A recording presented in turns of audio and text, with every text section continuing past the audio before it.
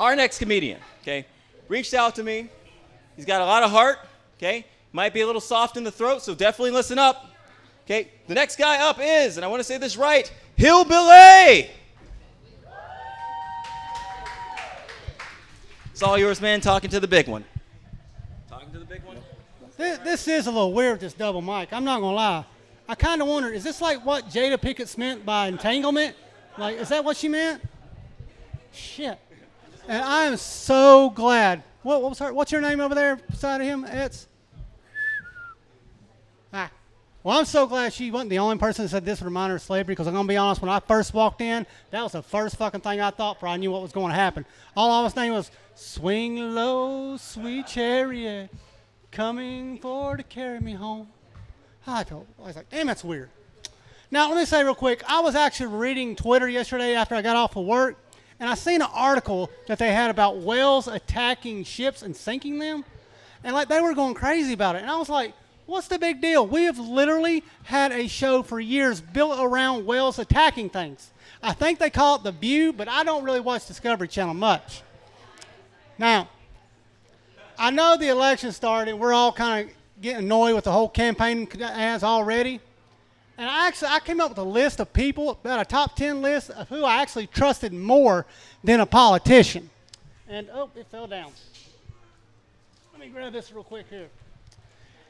Now, here's the list of people I actually trust before I would trust a politician. Number one, before I would trust a politician, I would trust my kids taking swimming lessons from Susan Smith before I would trust one. And for the young crowd who don't know who Susan Smith is, that's basically if Casey Anthony opened a new daycare, okay? Number two, I would trust before a politician would be R. Kelly becoming a high school cheerleading coach, okay?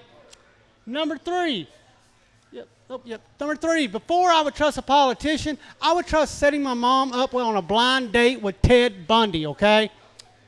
And number four, before I would trust a politician, I would actually trust getting a vasectomy from Michael J. Fox blindfolded. I know I shouldn't make fun of Michael J. Fox because he does have a disability, but I was actually born with a disability too, and you don't see me all shook up about it, okay? All right, number five. Before I would trust a politician, I would trust myself getting into a knife fight with O.J. Simpson, all right? And some of y'all are probably a little too young to remember that whole story, but it was a wild ride in that Bronco. Number six, before I would trust a politician, I would trust going to a barbecue hosted by Jeffrey Dahmer. Number seven, before I would trust a politician, I would trust taking a gun safety course from Alec Baldwin. Number eight, before I would trust a politician, I would trust sharing a needle with Gary Busey. Hell, number nine, I would trust taking a blood transfusion from Charlie Sheen. That's right, baby. Number 10, before I would trust a politician, and the final one, I would trust Bill Cosby becoming a licensed bartender, okay? Actually, I got one more. I would trust my own wife stranded on a desert island with Pete Davidson, okay? And that motherfucker fucks everybody. Now, I do have 4 kids with my wife, and we've been together for 14 years. And last weekend, we were actually watching Finding Nemo for movie night. And when we got to the middle of the movie where Dory talks to the whale, my wife turned to me and she was like, how cool would it actually be to be able to talk to a whale? I was like, hell, I did that for 4 years before I divorced the ex. She was like, oh, she wasn't that big. I'm like, look, I'm pretty sure her preferred pronouns were Hagen and Das, okay? Like I'm not bullshitting you. This bitch farted in Rocky Road, all right? Like the first time I pulled down her underwear, 2 midgets came out and gave me a high five. I was like, holy shit. She said, yeah, but you did sleep with her. I said, yeah, with the safety harness on so I didn't fall into the great abyss. Holy shit. I was like, you don't understand. I used to toss quarters in that thing like it's a wishing well at night, like, please don't roll over me. Please don't roll on me. Please. Now, that being said, I actually do drive for a living, and I drive a lot through West Virginia. And the one thing I learned about going through West Virginia is they only got 2 things they can do for fun. That's either cook meth or your sister. That's the only options you get. Oh. And They actually do have a nudie bar in the town of Mount Hope in West Virginia. Like you hope, it's not related, but it is a family business. Now, thank you. Yeah. Now, I'm going to tell you this. I actually did the 23andMe. Have y'all ever done that? Y'all know what that is? And the cool thing I actually found out is I am 3% black. Like, I had no fucking clue. And the one thing I learned out as soon as I found out I was 3%, I was like, well, that fucking explains why I kept getting pulled over as a kid all the time, more than my other white friends. Not that I was living in fucking Virginia on the borderline of Tennessee. And the thing that sucks is, like, that 3%, I could have used it in other places. That's some bullshit. You know what I'm talking about? Like, I ain't swinging 12 inches, but I ain't satisfying no bitches. That's just the way I'm saying.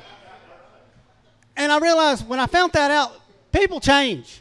Like, they just disown you. They don't even talk to you no more. Like, my motherfucking mom ain't called me in 2 weeks. That's some bullshit. She won't have me. I know what else I was going to talk about real quick. Have y'all ever had somebody that you went down on and immediately regretted it? Yes. You're like, God dang. Woo! That's a bit gamey. Woo!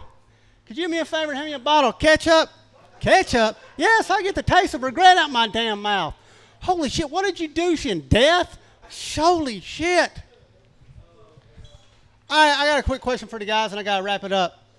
Y'all guys, I'm going to tell you ladies, every guy in here right now remembers the very first person who gave them oral. We never forget that. We might forget who we slept with. We never forget that first oral, ever. Because we were just as nervous as they were. We didn't know where to put our hands. We started freaking out like, do I put it here? How about here? Sup? Fuck, she knows I'm nervous.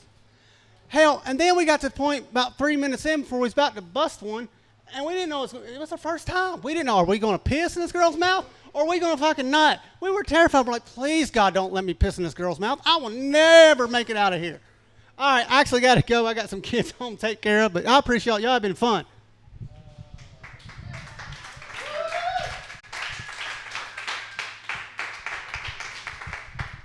Guys, let's give it up for Hillbilly. Seriously.